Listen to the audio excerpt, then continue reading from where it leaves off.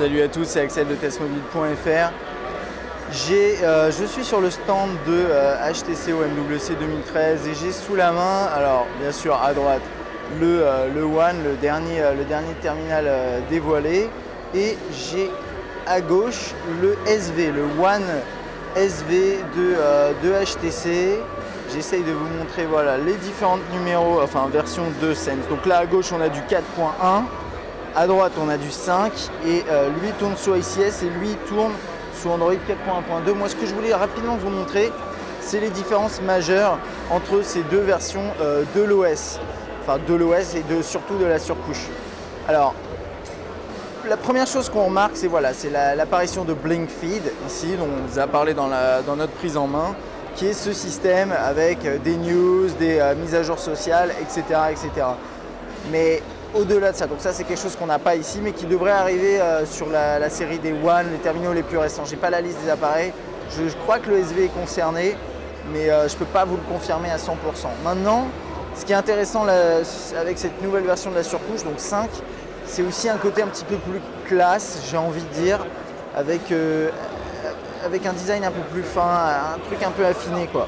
Donc là typiquement vous avez la barre du bas qui est toujours légèrement en relief mais qui fait l'intégralité de la largeur. Vous avez le tiroir des notifications qui lui par contre ressemble quand même pas mal à ce qu'on avait avant, mais qui a été quand même affiné. Moi je trouve que voilà, niveau design c'est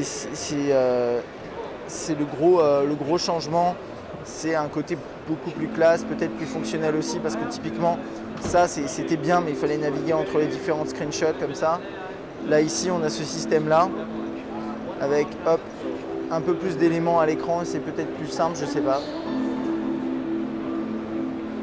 Des widgets retravaillés également. Là on avait des widgets comme ça avec des systèmes d'icônes, etc. Les trucs voilà, comme ça qui prennent tous les... Là typiquement c'est un bon exemple parce qu'on voit à gauche le widget calendrier sous Sense 4.1 et sous Sense 5 à droite. Et voilà, il est affiné, on affiche la même quantité d'informations sur moins de place.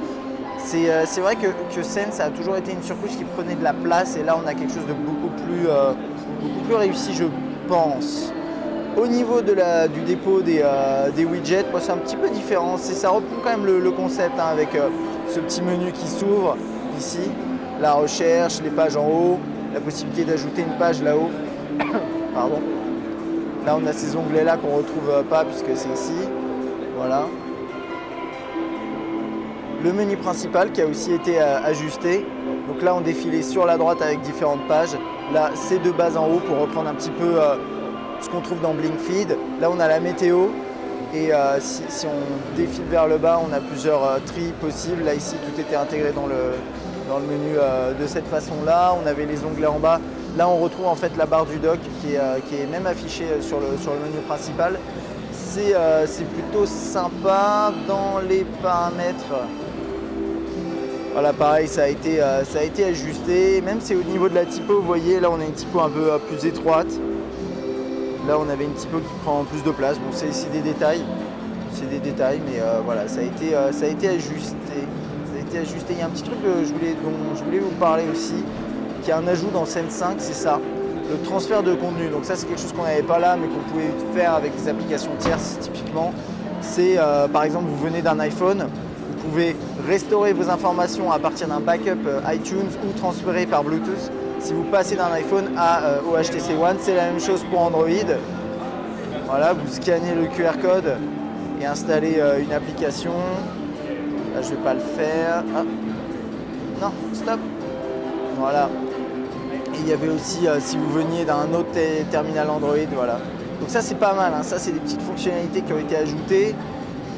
Sinon au-delà de ça, niveau fluidité, moi je trouve que le One il s'en sort super bien. On a plus ces effets, vous voyez, en 3D là, comme ça, qui peut-être apporter pas grand chose. Ça va dépendre voilà, de votre vision des choses. Donc globalement, pour résumer là-dessus, qu'est-ce qu'on a? Moi je trouve qu'on a un design au niveau de la surcouche qui est affiné, qui est peut-être plus entre guillemets moderne, qui est peut-être moins grossier s'il y en a qui trouvaient que Sense était un peu grossier.